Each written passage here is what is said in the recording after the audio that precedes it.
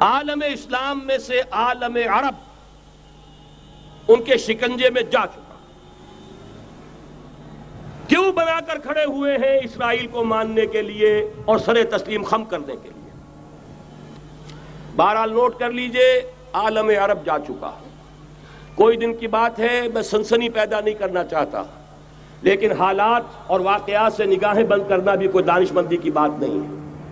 یہ ایودھیا کی مسجد شہید کی گئی، ابھی یہ ایک بہت بڑا مزار جو ہے شہید کیا گیا، اور اس کے ساتھ کئی مسجدیں شہید کی گئی۔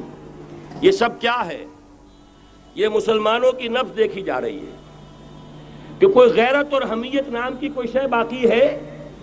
جیسے علامہ اقبال نے وہ نظم لکھی تھی، عبد القادر روہیلا بڑا ظالم جفاجو کینہ پرور تھا، لیکن یہ کہ اس نے جو ایک ٹیسٹ لیا تھا کہ وہ جو عورتیں ہیں تیموری خاندان کی، ان میں کوئی رمق رہ گئی ہے؟ معلوم ہوا کہ نہیں، کہ غیرت نام تھا جس کا گئی تیمور کے گھر سے، ختم، غیرت نکل گئی۔ اسی طرح ایودھیا کی مسجد، اب چرار شریف، اور یہ کوئی دن کی بات ہے کہ اب مسجد اقصی کا نمبر آیا کہ آیا، اس کے لیے پوری تیاریاں ہو چکی ہیں۔ یروشلم کا مشرقی حصہ خالی کرایا جا چکا ہے، اس کے اندر اب پورا تسلط یہودی کر رہے ہیں، یہاں تک کہ اب کہ یاسر عرفات صاحب نے بھی کچھ نہ کچھ جو ہے احتجاج کی بات کی ہے، حالانکہ اب تک ہر بات مان کر منقار زیرے پر تھا، لیکن یہ کہ ایک وقت آتا ہے آخر کار اسے بھی کچھ بولنا پڑ گیا ہے۔ لیکن یہودی اب پیچھے قدم ہٹانے والا نہیں ہے۔ ان کا تھرڈ ٹیمپل، تیسری مرتبہ ہیکل سلیمانی تعمیر ہونا ہے۔ نوٹ کر لیجئے، ان کے لیے وہ وہی کچھ ہے جو ہمارے لیے کعبہ ہے، ان کے لیے ہیکل سلیمانی بالکل وہی حیثیت رکھتا ہے جو ہمارے لیے کعبہ۔ وہ ہیکل سلیمانی ایک مرتبہ پہلے نبوکدنضر کے ہاتھوں مسمار ہوا، پھر سن 70 عیسوی میں ٹائٹس کے ہاتھوں مسمار ہوا، سن 70 کے بعد آج 1995 میں کتنے برس ہو گئے؟ پورے 1925 برس ہو گئے کہ ان کا کعبہ زمین بوس پڑا ہوا ہے۔ اب تک تو ان کا بس نہیں تھا، اب تو بس ہے کہ نہیں؟ اب ان کی حکومت ہے کہ نہیں؟ اب شاہ حسن ہو چاہے شاہ حسین، ان کے نوکر اور چاکر ہیں یا نہیں؟ اب انہیں ڈر کس کا ہے؟ لہذا کوئی دن کی بات ہے، مسجد اقصی شہید ہوگی اور ٹیمپل کی تعمیر شروع ہوگی۔ یہ تو بہرحال ایک نقشہ ہے۔ اگلا نقشہ آپ کو بتانا چاہتا ہوں، ایک دوسری تصویر ہے۔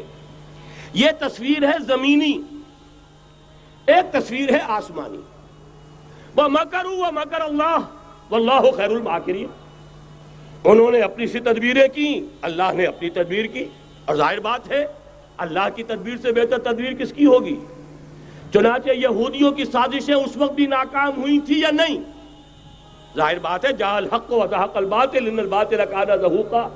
لہذا یہ آیتیں دونوں اعلان کر رہی ہیں کہ یہودیوں کی سازشیں بالآخر ناکام ہوں گی اور دین حق کا بول بالا ہو کر رہے گا۔ یہ تو ان آیتوں سے ظاہر ہے۔ یریدون لیطفئوا نور اللہ بافواہہم واللہ متم نورہ ولو کرہ الکافرون۔ یریدون ان یطفئوا نور اللہ بافواہہم ویابى اللہ الا یتم نورہ ولو کرہ الکافرون۔ هو الذی ارسل رسولہ بالہدی ودین الحق لیظہرہ علی الدین کلہ ولو کرہ المشرکون۔ اللہ نے تو بھیجا ہی ہے اپنے رسول کو اس فیصلے کے ساتھ اور یہ ذمہ داری اور مشن دے کر کہ جو دین حق آپ کو دے کر بھیجا جا رہا ہے اسے غالب کیجئے، نافذ کیجئے، قائم کیجئے، اس مشن کے ساتھ بھیجا جا رہا ہے۔ قرآن کہتا ہے ببانگ دہل وما ارسلناک الا کافۃ للناس بشیرا ونذیرا۔ اے محمد صلی اللہ علیہ وسلم، ہم نے نہیں بھیجا ہے آپ کو مگر پوری نوع انسانی کے لیے بشیر اور نذیر بنا کر۔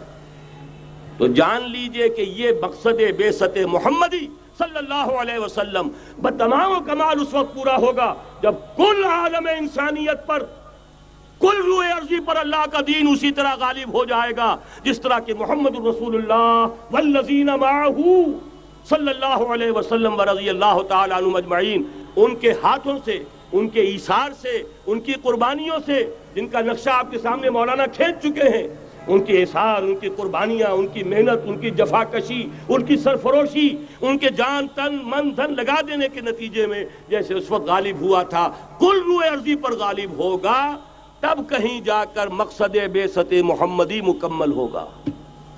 یہی وجہ ہے اقبال نے کہا تھا وقت فرصت ہے کہاں، کام ابھی باقی ہے، نور توحید کا اتمام ابھی باقی ہے۔ لیکن ساتھ ہی خوشخبری بھی دی تھی، یہ چمن معمور ہوگا نغمہ توحید سے، آئے گا وہ دور، یہ چمن معمور ہوگا نغمہ توحید سے، لازماً آ کر رہے گا۔